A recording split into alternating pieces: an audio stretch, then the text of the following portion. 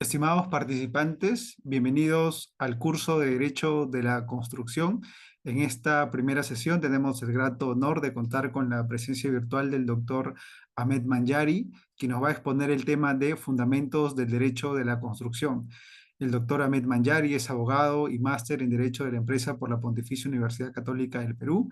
Es especialista en Derecho de la Construcción e Infraestructura. Asesora durante la negociación, celebración, ejecución y solución de controversias de proyectos de infraestructura pública y privada bajo diversos sistemas de entrega y modelos de contratos. Además, ha participado en la administración contractual de diversas obras complejas.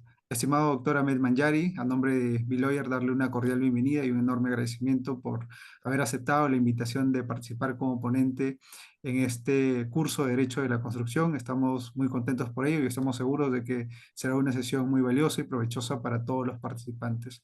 Muchas gracias y les cedo el uso de la palabra para que pueda iniciar con su ponencia. Muchas gracias, Fabián. Mientras, digamos, me van habilitando la posibilidad de compartir mi pantalla. En primer lugar, agradecer a Biloyer por la oportunidad de participar en este curso. Además, es la primera sesión y definitivamente al ser la primera sesión es una gran responsabilidad para mí compartir algunas ideas, algunos comentarios respecto de lo que es el derecho de la construcción. Lo segundo, definitivamente, y ya para ser un poco más concreto, lo que debo comentar es que cuando estamos hablando de derecho a la construcción, estamos hablando en realidad de un tipo de derecho nuevo. Y lo que debo decir es que es un tipo de derecho con vocación internacional. No es un tipo de derecho pensado para el ámbito continental, aunque tiene su origen en el ámbito anglosajón. Siempre o desde el inicio en que se empezó a desarrollar, vamos a decirlo así, las figuras vinculadas al derecho de la construcción, la aplicación de estas figuras fue, por ejemplo, de empresas que tenían en algunos, empresas inversoras o organizaciones inversoras que tenían eh, costumbre de aplicación anglosajona en suelo o en lugares de obra en donde la jurisdicción tenía una vocación de aplicación del derecho que llamamos continental, y en algunos casos había más actores. El derecho de construcción nace justamente en, en la necesidad de integrar distintos tipos de tradiciones en una sola experiencia de derecho que da solución a problemas concretos. Entonces, lo que vamos a ver es justamente eso. Esta es una primera característica del derecho de la construcción. Definitivamente hay que pensar, sobre todo para aquellos que aplicamos este derecho en el Perú o para el Perú o desde el Perú, cómo se integra con el derecho peruano. Pero otra cara, otra faceta de este tipo de derecho es que, a diferencia de otros derechos, quienes terminen desarrollando más y en algunos casos mejor este tipo de derecho no son los abogados, son los ingenieros. De hecho, cuando uno va a a las fuentes del derecho de la construcción, las fuentes del derecho de la construcción los va a encontrar en contratos estandarizados de construcción internacionales, FIDIC principalmente, y va a encontrar otros modelos. Pero cuando uno va a FIDIC, uno lo que encuentra es que quienes desarrollan, quienes empiezan a elaborar los primeros modelos de contrato, son principalmente especialistas en construcción, ingenieros, arquitectos, constructores, gestores. Y eso, desde mi punto de vista, genera un valor agregado a lo que es ese tipo de derecho, porque es un tipo de derecho muy práctico. No es un tipo de derecho pensado para grandes elucubraciones, sino para buscar equilibrios en lo que son los proyectos. Y cuando uno habla de proyectos, lo que uno tiene que identificar es que, claro, un proyecto, hay distintos tipos de proyectos, en este caso estamos hablando de proyectos de construcción. Uno tiene que distinguir la idea del proyecto y el proyecto del producto. Pero la otra característica, definitivamente el reto es cómo llevas la idea al producto. Y ese es el proyecto. El proyecto involucra la primera idea de yo soy cocinero y quiero un restaurante. O voy a iniciar un restaurante y para eso necesito una infraestructura.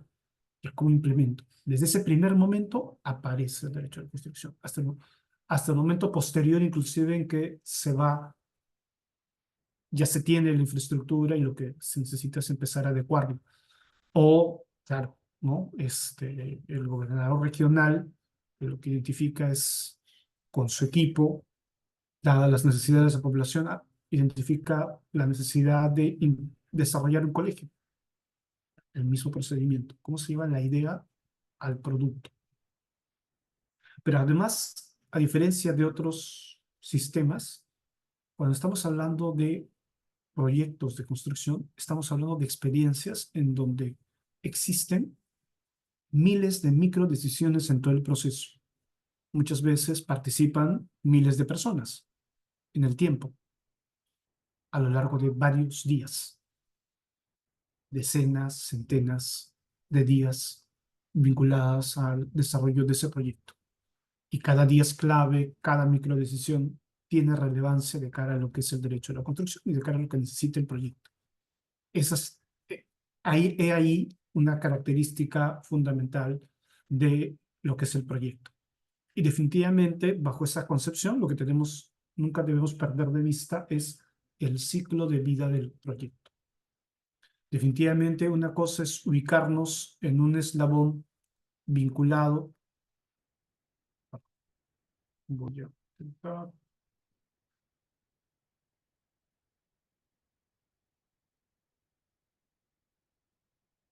Como decía, una cosa es establecer que estamos vinculados en este momento, otra cosa es ver que estamos vinculados en este momento. Otra cosa que debemos decir es que cuando estamos hablando del ciclo de vida del proyecto, y esto de seguro lo van a ver en otros cursos, es que es importante identificar lo que se llama los sistemas de entrega. Un contrato no es lo mismo que un sistema de entrega. El derecho de construcción, desde mi punto de vista, es importante el contrato, pero no es lo más importante el contrato. Lo importante es pensar cuál es el sistema de entrega. ¿Por qué? Porque puede haber un sistema de entrega en donde se establezca que al final se necesita 5 contratos. Claro. Por ejemplo, si es que se establece que va a haber una etapa en donde como sistema de entrega se hace primero diseño y hay otra etapa en donde luego se hace ejecución. Y en esa primera etapa, quien va a hacer el diseño es la empresa o la institución A. Y la parte de la ejecución de obra lo va a hacer B. Pero la situación se puede volver mucho más compleja todavía, porque dependiendo del método de entrega, puede ser que el diseño lo haga A y B y la ejecución lo haga C, D y E. Puede establecerse que todo el diseño y la construcción solo lo haga A. Y si es que eso sucede, se requieren muchas variaciones. Por ejemplo, respecto a lo que se conoce, cuál es la mejor asignación de riesgos de cara a ese contrato. Pero eso lleva a una pregunta anterior, y es, ¿por qué es mejor el sistema de entrega en donde para este proyecto en específico se integra diseño y construcción, o por qué es mejor separar diseño y construcción? Esas decisiones tienen consecuencias importantes en el desarrollo del proyecto.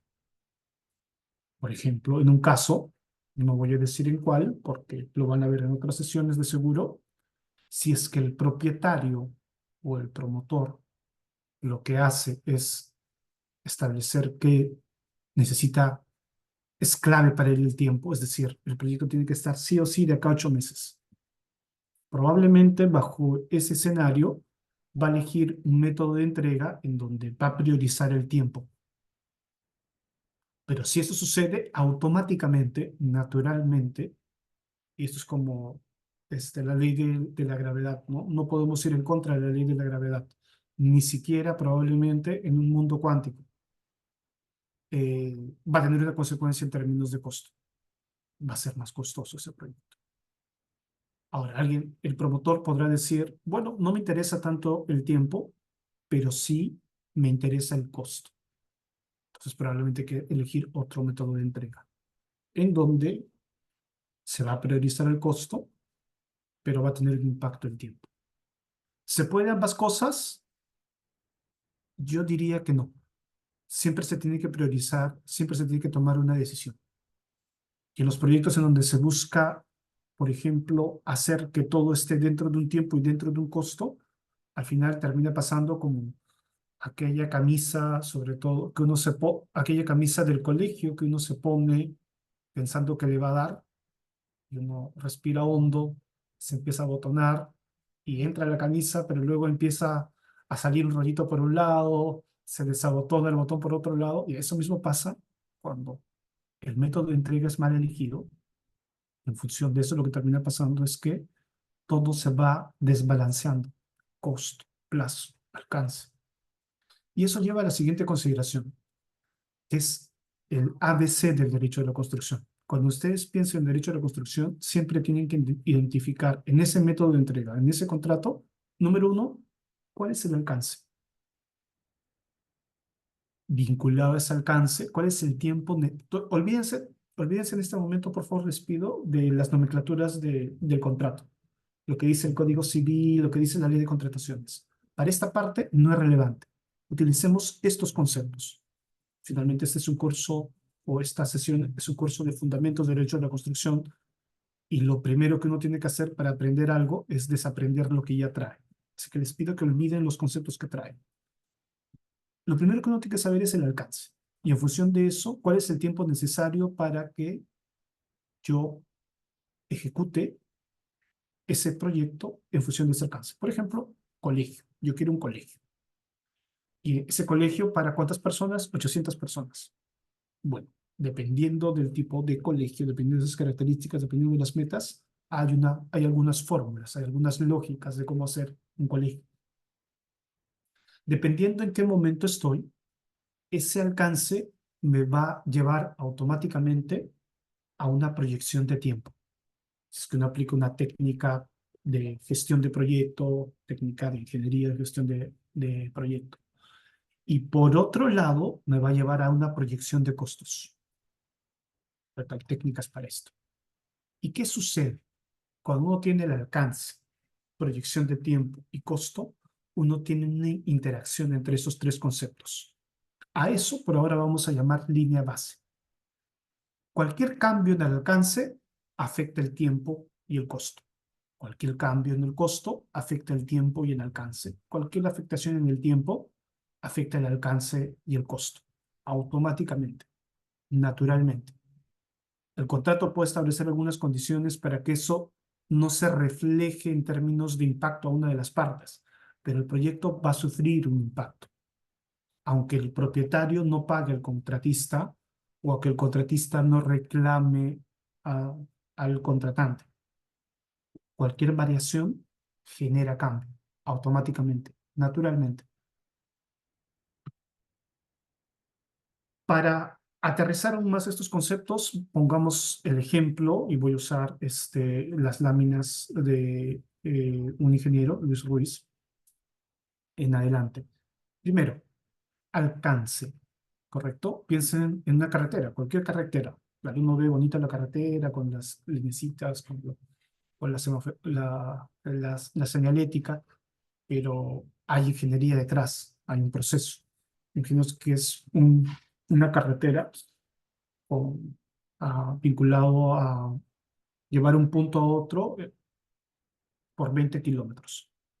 Claro, uno identifica, por ejemplo, que a lo largo de esos 20 kilómetros, por ejemplo, principalmente se va a construir estas capitas.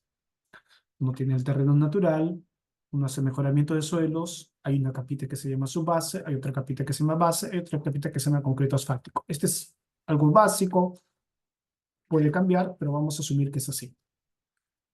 Sucede que para hacer esto, que es el alcance de este proyecto, uno tiene una secuencia. Primero hace mejoramiento de suelos, y para hacer mejoramiento de suelos hay un conjunto de técnicas de ingeniería, ¿correcto?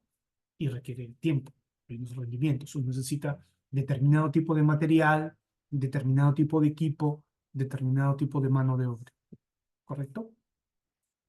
A eso por ahora vamos a llamar, grosso modo, actividad o partida. No vamos a distinguir cuál es la diferencia entre actividad y partida, porque este es un curso introductorio, no es relevante todavía eso. La siguiente actividad es la que está vinculada a la subbase, que es otro tipo de tareas. Y en secuencia, Primero se hace el mejoramiento de suelos y luego se hace su base.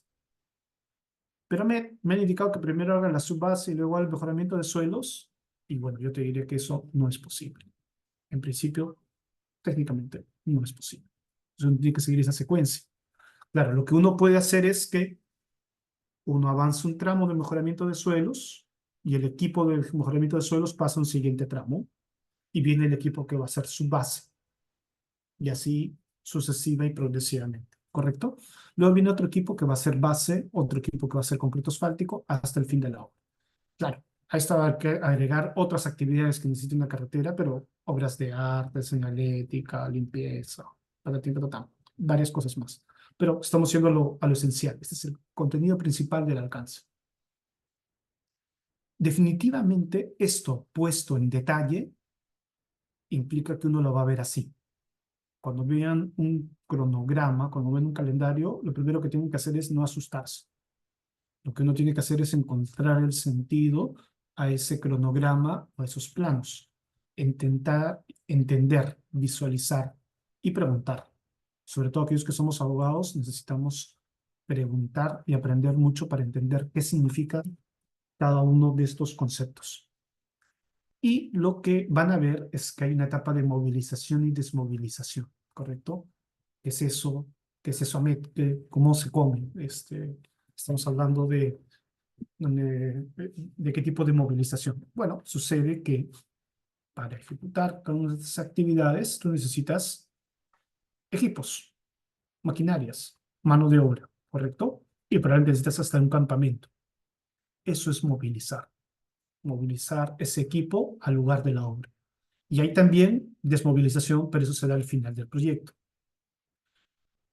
Al inicio, lo que se hace un trazo y replanteo, por ejemplo, ¿no? Hay técnicas vinculadas a, básicamente, algo así como que dejar identificados los puntos claves de la ruta por donde va a ir la carretera. Y hay otras actividades vinculadas, mantenimiento del tránsito, etcétera. Y aquí viene la macro partida o la macro actividad, movimiento de tierras que tiene subpartidas. Cada una de esas partidas tiene identificado en función de las distancias, en función de lo que se va a necesitar en términos de mano de obra, en términos de equipamiento, en términos de rendimiento de esa mano de obra en ese lugar, uno logra identificar que uno necesita por todo ese proyecto 565 días, ¿correcto? Pero a su vez necesita para hacer su base, la subbase, base granular, luego pavimento, esta otra cantidad de días. Y yo les comentaba que se hace de manera secuencial. Pues bien, hay técnicas para identificar cuál es la relación entre las distintas actividades, eso puesto en algunos programas que te permiten establecer las relaciones lógicas de tiempo y rendimiento de recursos que necesitan, te permite tener identificadas lo que se conoce las actividades críticas de las actividades no críticas. ¿Qué son las actividades no críticas? En principio, se dice que las actividades no críticas son aquellas que no tienen holgura. ¿Qué es holgura? Significa que yo, para ejecutar esta actividad, originalmente lo tengo que hacer en 770 días, pero no necesito iniciar el 7 de marzo para acabar el 13 de febrero del 2017. Yo tengo holgura, es decir, si tengo 30 días de holgura, súmenle 30 días al 7 de marzo del 2015. Y ahí tendrán el tiempo de holgura que tiene esta partida hasta que se convierte en crítica. En cambio, hay otras partidas que son críticas, es decir, que necesariamente se tienen que hacer en ese periodo, más bien en ese tiempo. Y además, lo que te brinda las actividades críticas es cuando uno hace una conexión entre actividad y actividad, te identifica una ruta crítica. La ruta, vamos a decirlo así, necesariamente, la ruta que necesariamente se tiene que cuidar para que el proyecto llegue a tiempo. Tiene otras utilidades. Lo que le estoy comentando es sobre todo una introducción. Ahora, esa ruta crítica se parece mucho a un concepto clave del derecho de la construcción, la secuencia constructiva. Sucede que respecto de cada proyecto uno termina formulando uno o dos esquemas de secuencia constructiva. La secuencia constructiva puede cambiar, se deduce de cómo esté planteado en el cronograma, pero lo que te marca este análisis que hemos hecho, este esbozo que hemos hecho, y lo que van a ver más adelante como secuencia constructiva, te marca el tiempo, ¿sí? Pero hasta este punto, simplemente a modo de avance, lo que vamos a identificar es que, claro, hay algunas características propias de todo contrato de obra, ¿no? Al momento de descripción es clave el objeto, que tiene que ver necesariamente conjuntamente con el expediente técnico, con el alcance. Normalmente esto refleja el alcance. El plazo y secuencia constructiva. Claro, ¿qué sucede? Como lo vamos a ver más adelante, el tiempo total que lleva desde el inicio hasta el final, reflejado en el contrato, a eso vamos a llamar por ahora plazo. ¿Es lo mismo el tiempo que necesita un proyecto que el plazo contractual? No. ¿Sí? Puede ser que por las decisiones, por el tipo de análisis que se ha hecho, el tiempo que necesita el proyecto para ser ejecutado sea 500 días calendario. Pero en el contrato se pone 600 días. Significa que técnicamente hablando, naturalmente hablando, por decirlo así, se necesita 600 días, pero si el contratista ha aceptado hacerlo menos tiempo, es un riesgo que él asumió. Puede hacer también, puede hacerse también la decisión inversa, que es lo recomendable. Si técnicamente se necesita 500 días, es mejor colocar en el contrato 550 días. Porque con eso tienes en cuenta contingencias que normalmente tiene todo el proyecto. Porque no es que en la práctica se va a ejecutar el proyecto tal cual dice este cronograma en los días en que dice el cronograma. Yo no conozco ningún proyecto, yo tengo varios proyectos en el Perú y viendo en otros lados, en donde uno cuando hace un análisis y un comparativo entre lo proyectado y lo ejecutado, nunca coincide. Y está bien que sea así, es normal que sea así. Lo importante es aplicar otras técnicas de seguimiento del proyecto, que lo van a ver en su momento. Definitivamente, otro elemento es el precio, lo vamos a ver eso al final, garantías, adelantos, hay que regular temas de trabajo adicional, siempre hay que regular temas vinculados a ampliaciones de plazos, subcontratación de ser el caso, seguros, algún tipo de reajuste, y para la culminación hay que pensar temas vinculados a recepción y conformidad, qué pasa si es que hay un incumplimiento, por tanto la posibilidad de aplicar penalidades, qué pasa si hay resolución de contrato, en algunos contratos hay que ver temas de nulidad, recepción y liquidación. Veamos ahora algunos conceptos clave vinculados a el derecho de la construcción. El primero de ellos es lo que se conoce como variación, ¿sí? La variación es lo que en obra pública conocemos como ampliación de plazo y como adicional, ¿sí? Yo les decía que uno, en un momento determinado, en el momento cero, tiene un triángulo, cuando tiene un proyecto, cuando tiene un contrato, donde hay alcance, precio y costo. Pero comentaba también que cualquier cambio genera automáticamente una necesidad de variación o una proyección de necesidad de variación. Entonces, uno puede tener algunas fórmulas y tiene algunos estándares internacionales, ¿no? Que definen qué es una variación. Las variaciones pueden incluir adicionales, reducciones, sustituciones, modificaciones, cambios en la calidad, en la forma, en el carácter, clase, posición, dimensión, nivel o alineamiento, y cambios en la secuencia, método o ritmo constructivo requerido por el contrato y pueden ser ordenados durante el periodo de remediación de defectos. El Delay and Disruption protocolo de la Sociedad Internacional de Derecho de Construcción establece lo siguiente: cualquier diferencia entre las circunstancias y o contenido de los trabajos contractuales, tal como se han llevado a cabo, en comparación con las circunstancias y o contenido según el cual los trabajos se describen en los documentos contractuales como requeridos o como se esperaba que se hubiesen ejecutado. Un cambio clave o variación puede o no generar un derecho de extensión de plazo o pago adicional. potencialmente toda variación conlleva a la posibilidad de una variación de plazo y una variación de costo. ¿Sí?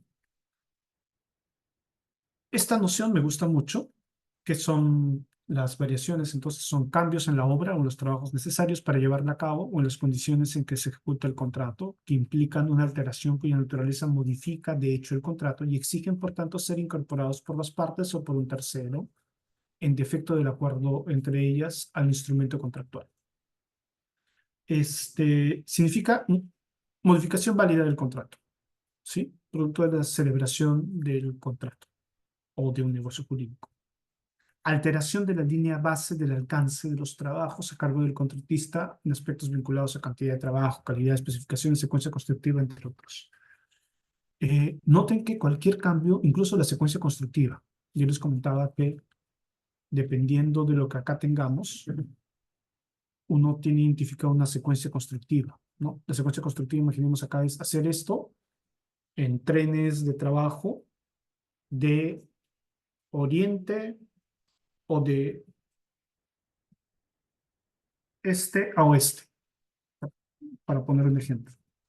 Y sucede que cuando uno va avanzando, aparece un frente de obra en el que no se puede ingresar porque existe un posesionario. Hay una casa con un posesionario y no se puede avanzar en ese frente. Entonces viene la instrucción, la indicación del supervisor, del gerente del proyecto, de quien fuera, de iniciar por el otro frente. Eso es un cambio. En principio es un cambio, salvo que el contrato haya colocado que eso va a ser parte del alcance del contratista, pero en principio ese es un cambio de la secuencia constructiva proyectada en ese contrato, conforme a el alcance, considerando el cronograma proyectado y considerando el costo para ese alcance y para ese cronograma, ¿correcto? Entonces, cualquier cambio de ese tipo tiene la capacidad o la posibilidad de ser potencialmente un agente que impacte en costo y plazo. Y mírenlo así, si el contratista tenía proyectado hacer esta secuencia constructiva, si es que ahora tiene que ir a otro frente o abrir dos frentes, va a necesitar más mano de obra o va a tener que movilizar a este equipo y esta mano de obra a ese otro frente. Y eso tiene un costo. Y luego cuando recién finalice ese frente, va a tener que volver a este frente. ¿Correcto? Va a generar un impacto en costo y en plazo. Por eso es importante que queden claras este tipo de condiciones, ¿correcto? Ahora, ¿cómo eso se refleja en el Código Civil peruano? Es decir, en contratos privados, están esos artículos clave, ¿no? El contratista no puede introducir variaciones en las características convenidas de la obra sin la aprobación escrita del comitente. ¿Qué significa? Que la regla es que cualquier variación, en principio, debe ser aprobada de manera escrita ex ante por el comitente, por el propietario. El obligado a hacer una obra por ajuste alzado tiene derecho a compensación por las variaciones. Entonces, la suma alzada o ajuste alzado no es que es un tope inamovible de piedra. No, si hay una variación, la suma alzada varía por las variaciones convenidas por escrito comitente siempre que signifiquen mayor trabajo o aumento del costo de la obra. El comitente a su vez tiene derecho al ajuste compensatorio en caso de que dichas variaciones signifiquen menor trabajo o disminución del costo de la obra. Ya eso pasa en el ámbito privado. Y vamos a encontrar algo parecido en la ley de contrataciones del Estado, ¿correcto? Cuando uno habla de ley de contrataciones del Estado, uno tiene principalmente dos mecanismos para canalizar las variaciones. Los adicionales de obra, principalmente los adicionales de obra, y también en algunos casos funcionan las ampliaciones de plazo. Ahora, como ustedes saben, un adicional de obra o una prestación adicional, para ser más específicos, puede conllevar a la necesidad de que se apruebe una ampliación de plazo. En el caso de contrataciones del Estado, se trata de dos análisis y procedimientos distintos. En otro tipo de contratos, en otro modelo de contratos, esto se analiza en un solo momento, en un solo golpe. ¿Sí? Consideraciones preliminares respecto al tiempo y los plazos en, y los plazos en obra. Veamos. Tomemos como punto de partida la ruta crítica del proyecto. Yo les decía que la ruta crítica del proyecto puede reflejar o refleja normalmente una secuencia constructiva, ¿no? Primero se hacen los mejoramientos de suelos, ¿no? Movimiento de tierras, luego se hace las actividades de subbase, y luego las de base, y luego las de concreto asfáltico. Esa es la secuencia constructiva. De hecho, cuando uno ve acá, ve que, por ejemplo, las actividades de mejoramiento de suelos están acá, y si bien se puede empezar con las actividades de base granular, subbase granular y base granular cuando todavía se está ejecutando un mejoramiento de suelos, se concluye necesariamente, miren aquí, por ejemplo, con concreto asfáltico, el concreto asfáltico cuando se ha acabado lo anterior, cuando se ha acabado el mejoramiento de suelos, porque hay una secuencia constructiva lógica, técnica, ¿correcto? Claro, esto refleja un tipo de trabajo en donde se avanza por trenes, ¿no? Es decir, en el tiempo se va a seguir avanzando mejoramiento de suelos, pero ya si se tiene un tramo con mejoramiento de suelos, se puede colocar la siguiente capa. Y ya cuando se tiene esa capa de su base y se tiene cerrado, puede entrar el equipo que hace la base. Cuando se tiene la base, va a entrar el equipo que hace el pavimento asfáltico. Esa marca la secuencia constructiva. Entonces, lo que hasta acá hemos visto en términos de gestión de tiempo, control de tiempo, es la aplicación del método llamado ruta crítica, que es uno de los métodos más usados. En realidad, este, le podemos llamar como el método del programa de ejecución de obras per CPM, en el cual se establece el inicio y fin de todas las tareas que conforman el proyecto y en el que debe ejecutarse. Y esto va reflejado además en un diagrama tipo Gantt, donde hay conexiones entre las actividades, ¿correcto? Pero el plazo es mucho más que lo anterior. Lo anterior marca técnicamente algunas consideraciones respecto de la ejecución en el tiempo. El plazo, ya desde un punto de vista de derecho a la construcción, es un elemento esencial de un contrato de construcción. Y es importante que se precise cuál es el plazo, además del modelo, cómo se va a computar. Y lo siguiente, las causas que pueden configurar la prórroga. ¿Se puede colocar en un contrato que no hay derecho a ampliación de plazo por ninguna razón? Sí. Sin embargo, en el derecho de la construcción se trata de un tipo de cláusula que se entiende como no puesta o se puede entender como no puesta. En el derecho peruano creo que también. De hecho, en la ley de contrataciones del Estado, ¿no? En obra pública, no se puede anular las normas que regulan la ampliación de plazo. Y en el derecho privado, los derechos vinculados de impactos no imputables al contratista, que por ejemplo son realizados con dolo para la otra parte, se entienden como condiciones o cláusulas no oponibles, no exigibles. Entonces hay que tener cuidado con eso. Entonces, ¿qué hay que definir cuando estamos hablando de plazo? El plazo total de ejecución, pero además, ¿cuándo inicia? Y, por tanto, el día de terminación o entrega.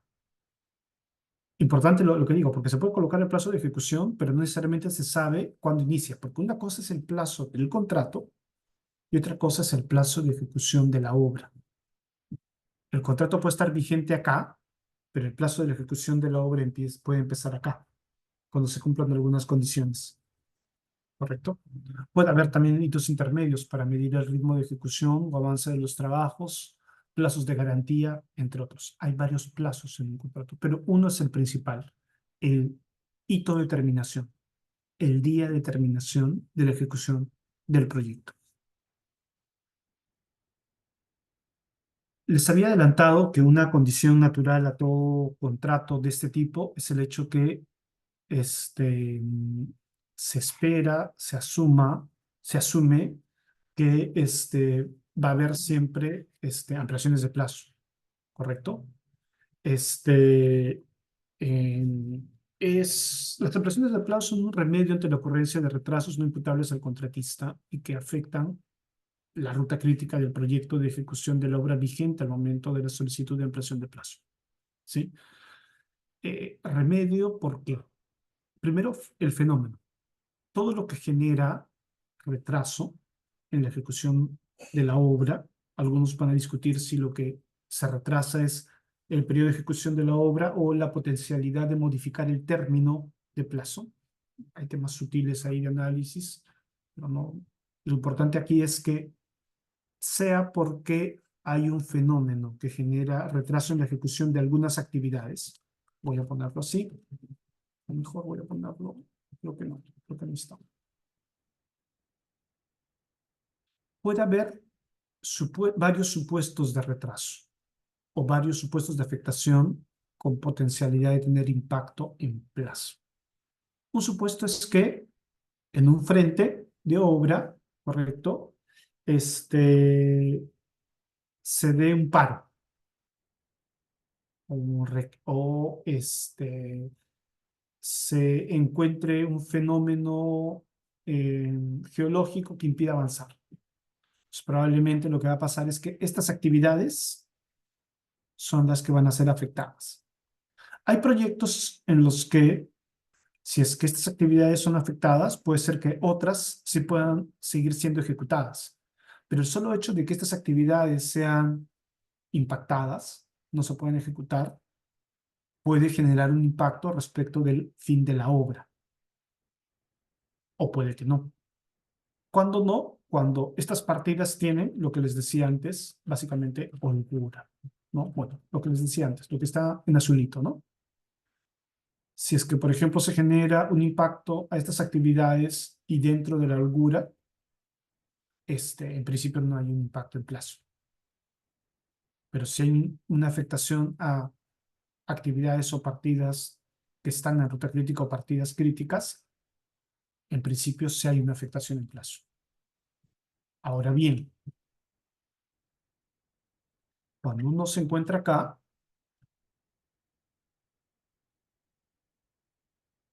estaba comentando, pero ese no es el único tipo de afectación al plazo. Puede darse un supuesto en donde todo se paraliza, ¿no?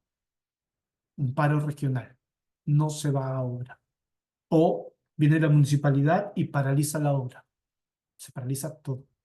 Entonces, el impacto es total, es un supuesto de paralización. O lo que puede pasar es que hay impactos chiquitos y claro, yo había proyectado, el contratista había proyectado hacer excavaciones e iba a avanzar, voy a poner un ejemplo, no sé, pues 100 metros cúbicos por día. Para unos es poquito, para unos es mucho, pero en fin, iba a avanzar 100 metros cúbicos por día. Y resulta que, por distintas razones, que no son su responsabilidad, no puede lograr avanzar 100 metros cúbicos por día. Y no solo un día, sino en mucho tiempo. Y logra demostrar que la causa o la razón de ese impacto es no solo algo que no es su responsabilidad, sino es responsabilidad del contratante. Estamos en un supuesto en donde hay un supuesto de afectación que genera improductividad, que genera ineficiencia en el avance.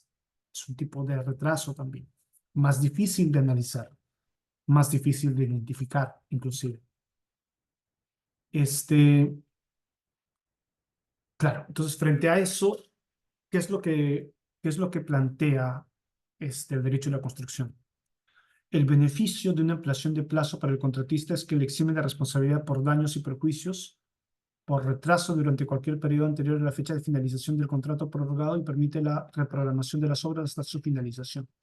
Hay una parte que acá no está copiada, pero lo voy a comentar así. Hay otro principio claro. Es si es que se produce el fenómeno, en principio, el contratista tiene derecho a discutir la ampliación de plazo. Desde el caso que se le otorgue la ampliación de plazo.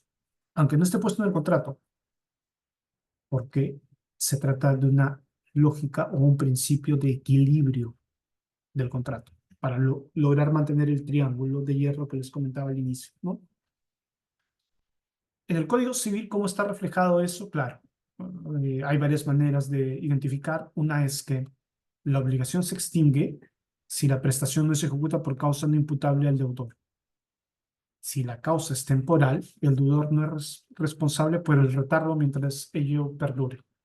Claro, aquí el deudor, el contratista, si es afectado en esta partida por un periodo de tiempo y es algo no imputable, él no responde por ese retardo generado por ese impacto.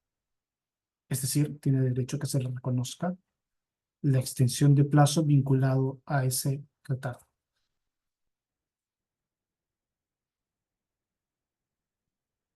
Y vinculado a eso está el concepto de los costos.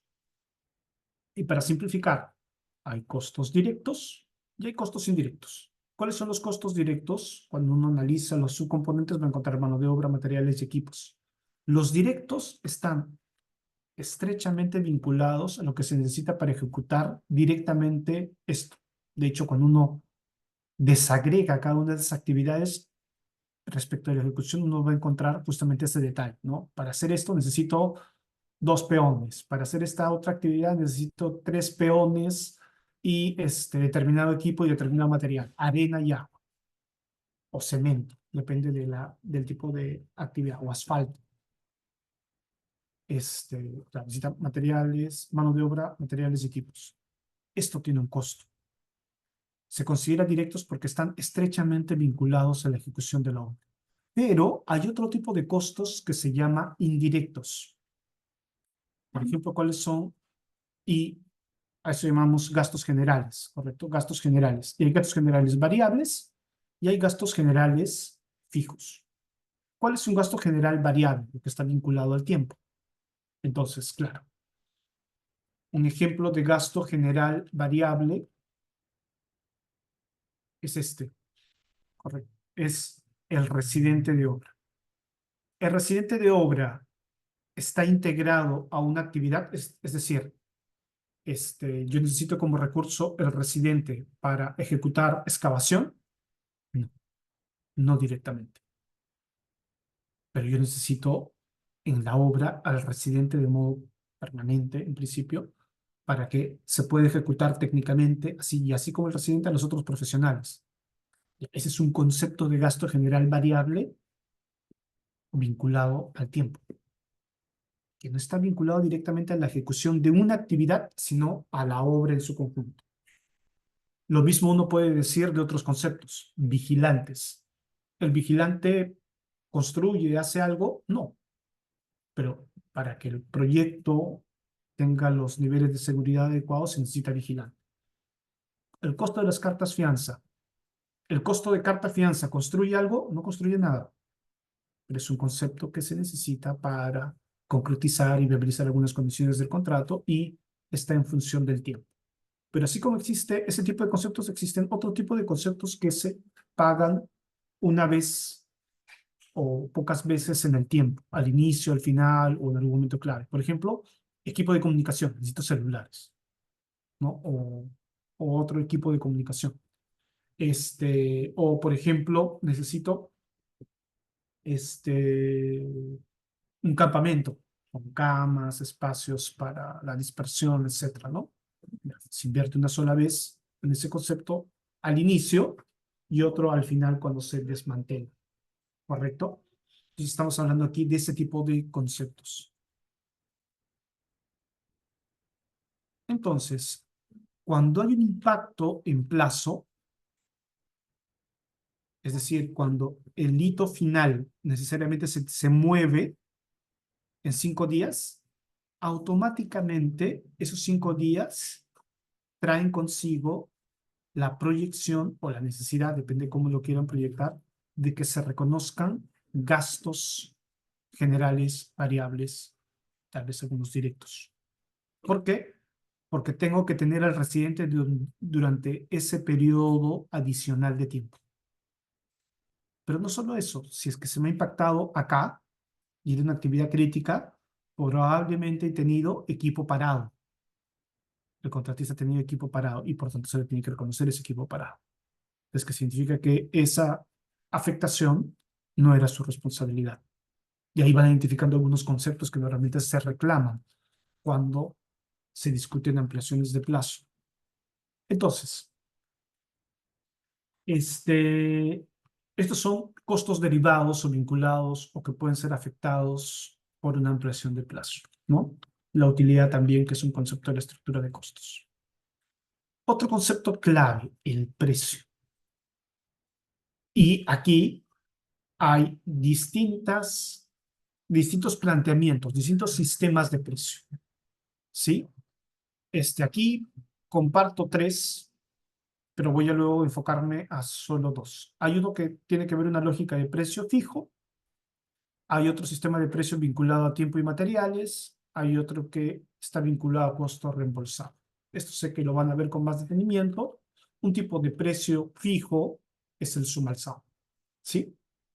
En un contrato suma alzada, las partes acuerdan el pago de una suma fija y global por la ejecución de todos los trabajos acordados. ¿Qué se busca mitigar con este sistema de entrega? El riesgo de inflación de precios. Entonces, igual se pueden fijar cláusulas de reajuste, ¿no? Entonces, aquí el contratista asume el riesgo de gestión de costo y dependerá de su propia eficiencia si controla sus costos por debajo del precio para mantener su utilidad. Ya, ahora vamos a conversar un poco más sobre eso, de qué significa suma alzada. El otro fijo es el precio unitario. En un contrato bajo un sistema precios unitarios se fijan precios por cada uno de los trabajos que implica la ejecución del proyecto y se paga al contratista en función de las cantidades ejecutadas. Yo les decía que hay un alcance, para hacer ese alcance hay un conjunto de actividades bajo una lógica, secuencia constructiva, ruta crítica, ¿correcto? Pero aquí viene el otro detalle interesante. Cada actividad tiene una descomposición o una composición. Acá está, digamos, en grandes grupos las partidas, porque cada partida tiene una proyección en términos de precio. La ejecución de cada unidad de esa partida tiene un costo. Entonces, hay partidas que tienen una unidad en metros cúbicos. Por ejemplo, excavación es metros cúbicos. O cuando uno hace muros, es metros cuadrados, ¿correcto? Entonces será por kilogramos, por horas hombre, por horas máquina, por centímetros. Pero enfoquémonos en aquellas que tienen, por ejemplo, acá, un metro cúbico. Frente a eso, habrá al inicio un metrado proyectado, o puede que no,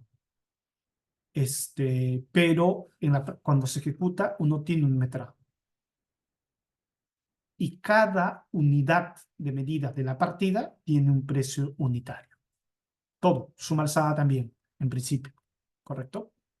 Entonces, cuando estamos hablando de presupuesto, sobre todo en términos de costo directo, estamos hablando de la multiplicación entre los metrados de una partida por su precio unitario. ¿Qué es el metrado? No olviden que es el cálculo o la cuantificación por partidas de la cantidad de obra ejecutada. Vayamos al análisis. Yo les decía hace un momento que toda partida para ejecutar se compone de mano de obra, equipos, y en algunos casos algunos insumos, ¿correcto? Subpartidas, agua, por ejemplo, terraplenes con material de canteras.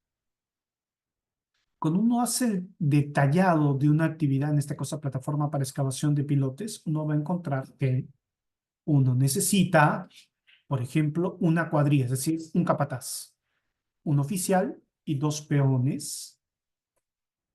Y si uno cuantifica la hora hombre, uno va a identificar que la hora hombre vale 24,62. Lo mismo en cuanto al uso de herramientas, ¿no? Por hora máquina, equivalente a la hora hombre, una cuadrilla de rodillo de uso vibratorio, uno va a tener el costo de 143 soles. Multiplicado esto por la cantidad que necesita para lograr esta unidad, uno tiene este precio parcial. La suma de este precio parcial compone, considerando los rendimientos, valor día por metro cuadrado, uno tiene el costo unitario directo. No pierdan de vista ese costo unitario directo porque lo van a encontrar acá. De hecho, el contratista cuando oferta puede hacer este análisis y en función de eso pactar este mismo monto, pactar otros montos, pactar menos. Va a depender de la estrategia comercial, financiera y técnica que tenga, ¿no?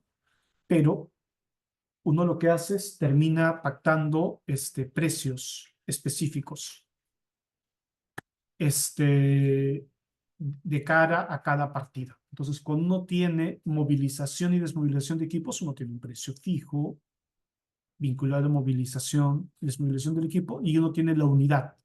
La unidad es, claro, solo una vez se moviliza y desmoviliza, ¿correcto? Cuando aquí uno hace topografía durante todo el proyecto, es un proyecto que dura 17 meses. ¿Cuál es la unidad? La unidad es el mes. Demolición de estructuras de concreto. ¿Cuál es la unidad? Metro cúbico. ¿Cuál es el metrado proyectado? 1800. Vamos a decir que es 1803. Y el precio unitario es 54. ¿Qué significa eso? Que cuando uno multiplica el precio unitario por el metrado proyectado, va a encontrar que el precio parcial de solo esta partida es 99.177. Cuando uno suma los totales de cada partida, uno va a tener el costo directo total. A esto hay que agregar gastos generales, etc. Pero principalmente este es clave, porque este es el precio que marca el precio del contrato. Pero ¿cómo se hace? Noten que se hace a través de un proceso de cuantificación técnico, ordenado, con una lógica. Pero aquí viene lo interesante. Cuando uno pacta precio unitario, lo que uno convierte en piedra es esto. Esto de acá. Son los precios específicos de cada partida. Eso no va a variar. ¿Qué varía? Los metrados. O sea, al contratista se le paga en función del metrado. Puede ser que aquí, por demolición, el metrado real no sea 1803, sino sea 1600. Dado que el precio unitario es fijo, ¿qué pasará? Se le pagará menos. ¿Correcto? Puede ser que esta partida, puede ser que el metrado sea mayor. Imagine que sean 2000. Bueno, dado que esta unidad, este precio unitario ha sido fijado con piedra, lo que sea, se le pagará más. Y así se compone el precio unitario respecto del metrado ejecutado real. ¿Cuál es el riesgo entonces de variación de metrado? ¿De quién es el riesgo de variación del metrado? ¿Del contratista o del contratante? Es del contratante. Porque siempre, sea que vaya hacia arriba o hacia abajo, al contratista se le pagará el metrado real. ¿Correcto? ¿De quién es el riesgo de el detalle del precio unitario? Del contratista, porque el contratista ha pactado que va a cobrar ese precio unitario. Pero aquí viene la otra parte interesante. Cuando estamos en un suma alzada, lo que uno pacta es esto. Esto en realidad lo convierte en piedra. Perdón, este que está rojo. O en la práctica esto. Entonces, en el mismo ejemplo, si el contratista, perdón, si en el proyecto se ejecuta 1.600.000 y con 1.000.000, perdón, 1.600 y con 1.600 se concluyen las obras, no se le pagará en función de esto, sino se le pagará esto. Pero si es que en vez de 1.800 resulta que tiene que ejecutar 2.000, al contratista no se le pagará el costo extra, el esfuerzo extra, se le pagará esto. Entonces, ¿de quién es el riesgo del precio y del mayor metrado en un suma alzada? Del contratista. Por eso un suma alzada es peligroso. Para ambas partes, porque si no está bien hecho el proyecto, lo que pasa es que estas variaciones de metrados proyectados cambian fácilmente. De por sí en todo proyecto los metrados cambian. Nunca el metrado proyectado es igual que el metrado real. Pero si es que hay defectos, esa variación es altísima. Por eso es importante que en suma alzada la calidad del expediente técnico y la posibilidad de que el contratista ejecute la secuencia constructiva planteada esté casi garantizada, ¿sí? Casi garantizada. O sea, ahí hemos explicado los dos sistemas de precio principales de este tipo, de estos dos tipos de contrato, de estos dos sistemas de precio, precios unitarios y suma alzada.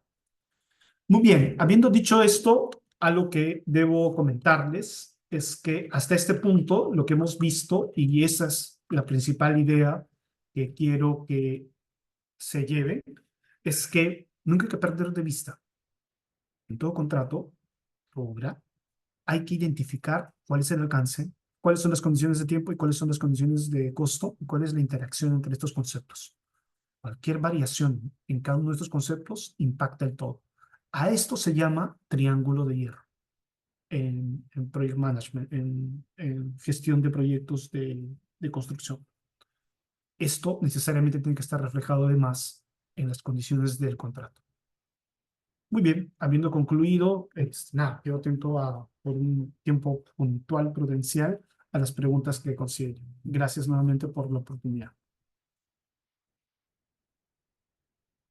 Sí, Martín, adelante. No, entiendo que puedes, bueno, si tienes tu audio, adelante. Buenas, buenas noches, profesor Ahmed. Buenas noches. ¿Qué tal? ¿Cómo está? Bueno, eh, como esta sesión es de fundamentos, yo apelo a su experiencia para conocer cómo es el razonamiento de los ingenieros, de los arquitectos, respecto a las normas jurídicas o respecto a sus normas técnicas. Yo, por ejemplo, parto del prejuicio de que ellos hacen una interpretación literal, pero capaz también ellos han evolucionado en su interpretación. Quisiera saber esos alcances detrás de cámara, en todo caso. Gracias. Bueno, es una pregunta extrajurídica, yo diría. Y a ver, la verdad que esto depende siempre de la experiencia concreta, ¿no? Mi impresión, mi recomendación es que en todo proyecto de construcción, sobre todo, por ejemplo, en obra pública, uno necesita un equipo en donde esté el ingeniero, esté el abogado, esté el gestor, esté el contador. Los proyectos, por los tipos de retos que implican, ameritan un equipo y además equipo que tenga la capacidad cada uno y como equipo en sí mismo de actuar de manera interdisciplinar, porque los conceptos que acá estamos viendo requieren una visión interdisciplinar. Y definitivamente requieren el aporte del ingeniero, la visión del ingeniero, pero también el aporte del derecho. Definitivamente el derecho para identificar algunos elementos tiene un valor, tiene una relevancia. Y aquí ya viene un segundo nivel, porque hay ingenieros que tienen mucha experiencia en contratos y manejan muy bien las normas, muy bien las lógicas de construcción. De hecho, les comento que en la experiencia inglesa es bastante frecuente encontrar ingenieros que se dedican al mundo del derecho de la construcción que luego estudian derecho y que obtienen, son barristers, ¿no? Que pueden inclusive participar en juicios vinculados a temas de construcción. Claro, pero ya tiene que ver más bien con una vocación, con una búsqueda individual de especialización. Y yo creo que hacia eso todos debemos caminar. Los abogados, a mí, por ejemplo, en función de lo que alguien me recomendó, bueno, intento seguir cursos vinculados a ingeniería, aprender de project, aprender a leer planos, aprender a interpretar. Y eso es algo que necesitamos. ¿Eso a mí me convierte en ingeniero? No. ¿Eso hace que yo me convierta en alguien experto en hacer temas de ingeniería? No. Pero me permite entender con, digamos, a un cierto nivel que me permite manejarme en ese mundo. Creo que algo parecido deben hacer los ingenieros. Creo que muchos lo hacen. Así que depende del caso concreto. Y este tipo de cursos ayuda justamente a integrar y a conocer definitivamente de modo amplio este tipo de experiencias. Gracias, Martín, por tu pregunta. No sé si hay otra pregunta. No sé si tienen luego una siguiente sesión. Entiendo que no. Espero que... ¿Puedo hacer una segunda pregunta, por favor? Claro que sí, claro que sí. Este, esto del derecho a la construcción, ¿cuál es la principal diferencia con el derecho inmobiliario? Claro, lo que pasa es que cuando está hablando de derecho a la construcción, uno normalmente se enfoca básicamente a estas actividades. Dis- eh, plan, diseño, construcción, entrega de la obra, ¿correcto? En cambio, cuando uno habla de derecho inmobiliario, el derecho inmobiliario tiene vinculación con la comprensión del derecho real, tiene la vocación de entender el activo desde varios puntos de vista, desde un punto de vista financiero, etcétera. Y otro tiene que ver con la posibilidad de que el proyecto pensado se pueda desarrollar en ese lugar. Y esto tiene relevancia, sobre todo cuando se hace proyectos en ciudad respecto a la normatividad local, regional, municipal, ¿correcto? Y como saben, aquí entra a tallar también todo lo que tiene que ver con permisología para la construcción. Normalmente, en el caso peruano, si bien hay un ente rector, Ministerio de Vivienda, etcétera, ese es el ente rector, pero quienes manejan el día a día son las municipalidades. Y en algunos casos los gobiernos regionales. Y para algunas cosas aparece el ANA o el ALA o aparece el Ministerio de Cultura para algunos temas. Ya.